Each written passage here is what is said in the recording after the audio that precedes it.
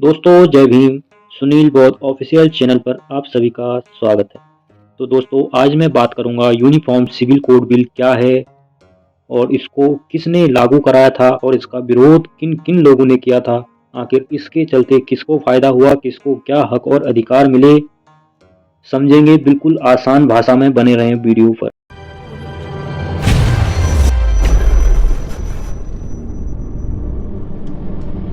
दोस्तों जैसे कि आप सभी लोग जानते हैं, जब भी हम किसी भी वीडियो में या कहीं टीवी न्यूज़ चैनल में बाबा साहब अम्बेडकर जी का नाम सुनते हैं, जो विरोधी लोग होते हैं वो हमेशा उनके मन में एक ही बात होती है कि बाबा साहब अम्बेडकर ने आरक्षण दिया था। बस उनके दिमाग में एक ही चीज बैठी हुई है। और जो लोग इसका विरोध नहीं करते हैं, उनको थोड़ा बहुत मान सम्मान देते हैं, वह लोग इनका नाम सुनते ही यह सोचते हैं कि यह तो संविधान सभा में थे, यानी कि ड्राफ्टिंग कमेटी के अध्यक्ष थे, इन्होंने संविधान को लिखा है। बस अधिकतर लोग यहीं तक सीमित हैं, इतना ही जानते हैं। लेकिन बाबा साहब ने क्या क्या त्याग किए हैं और क्या क्या किया इस देश के लिए, वह किसी को नहीं पता है। चलिए बने रहें वीडियो पर। आज हम आपको बताएंगे यूनिफॉर्म सिविल कोड बिल आखिर क्या है। दोस्तों बाबा साहब अम्बेडकर का नाम आते ही हर कोई व्यक्ति यह कहने लगता है कि वह तो एक दलितों के नेता थे, पर ऐसा बिल्कुल भी नहीं है। उन्होंने हर व्यक्ति को बराबरी का मान सम्मान और अधिकार दिए हैं। इससे अलावा उनकी एक अलग ही छवि थी, जो कि नारी का मान सम्मान और नारीवादी चिंतक भी थे। उन्होंने नारियों के लिए बहुत कुछ सोचा और उसी के चलते यूनिफॉर्म सिविल कोड बिल लेकर आए संसद में। दोस्तों यूनिफॉर्म सिविल कोड बिल की लड़ाई, यानी कि महिलाओं के हक और अधिकारों की लड़ाई, बाबा साहब अम्बेडकर जी ने 1946 से ही लड़ाई शुरू कर दी थी। बाबा साहब अम्बेडकर जी ने ही संसद में सबसे पहले हिंदू कोड बिल पेश किया था। यह बिल हिंदू समाज के सभी महिलाओं को एक दो या चार नहीं बल्कि कई सारे अधिकारों को देता था। इसलिए बाबा साहब ने यह यूनिफॉर्म सिविल कोड बिल बनाकर संसद में पारित कराने का निर्णय लिया। जिन अधिकारों से भारत की महिलाएं हजारों वर्षों से वंचित थी, वह लड़ाई बाबा साहब अम्बेडकर जी ने लड़ा।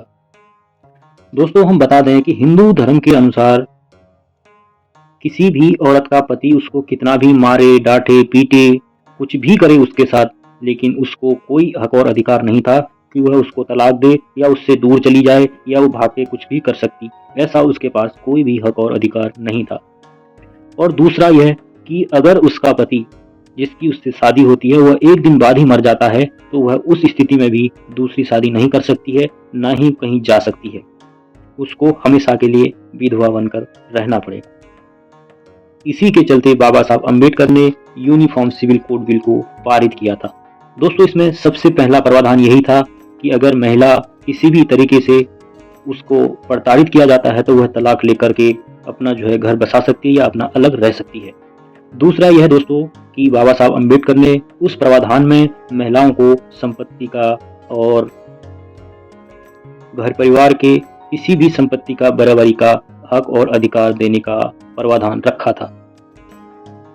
और स्त्री को मारा जाए, पीटा जाए, प्रताड़ित किया जाए तो वह तलाक ले सकती है और चाहे तो अलग रह सकती है, दूसरी शादी कर सकती है। और यह भी कि अगर किसी का पति मर जाता है तो उसकी इच्छा है दूसरी शादी करके अपना परिवार बसाने की, तो वह बसा सकती है। इस प्रकार के पढ़ाई लिखाई के अन्य कई प्रकार के अधिकार हिंदू कोड बिल में बाबा साहब ने दिए थे। और अफसोस इस बात का है दोस्तों, उस समय जितने भी हिंदू सांसद थे या संसद के अध्यक्ष तक इस बिल का उन्होंने खुलकर विरोध किया और सभी लोगों ने विरोध किया। विरोध ही नहीं किया दोस्तों, उस समय कई सारी रैलियां निकाली, आंदोलन किए और कई संगठन आगे आए। उन्होंने बाबा साहब अम्बेडकर का पुतला तक फूंका और बाबा साहब को इस बिल को पारित करने के लिए कई सारी धमकियां भी दी। इसके बाद जब यह बिल पारित नहीं हो सका तो बाबा साहब ने संसद से इस्तीफा दे दिया। दोस्तों इसका विरोध करने वाले खुद ही कई सारे बड़े बड़े हिंदू संगठन थे। आरएसएस का संगठन था, कई हिंदू संघ के संगठन थे। सभी लोगों ने इसका विरोध किया, बढ़ चढ़कर इसका विरोध किया।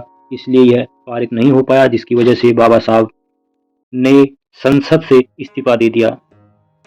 और इस्तीफा देने के बाद भी बाबा साहब नहीं रुके। बाबा साहब ने अपनी लड़ाई को और अपने प्रयासों को हमेशा जारी रखा। और इसी के चलते 1955 से 1956 के बीच में जब जवाहरलाल नेहरू की अध्यक्षता में यह बिल रखा गया तो तभी यह बिल पारित हुआ था।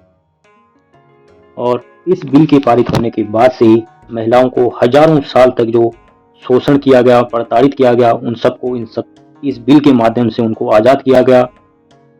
और इसमें बाबा साहब अम्बेडकर जी का बहुत बड़ा योगदान है, जिसके लिए उन्होंने बहुत लंबी लड़ाई लड़ी और कई विरोधी उनके विपक्ष में खड़े हो गए। बाबा साहब ने तब भी अपनी हार नहीं मानी, संसद से इस्तीफा तक दे दिया, फिर भी हार नहीं मानी। उनके इन प्रयासों के चलते आज हमारे देश में सारी महिलाएं पुरुषों के बराबरी का काम करती हैं और आगे बढ़ती हैं। दोस्तों, आज के लिए इतना ही। मिलते हैं अगली वीडियो पर। चैनल को सब्सक्राइब करके अपने छोटे भाई को सपोर्ट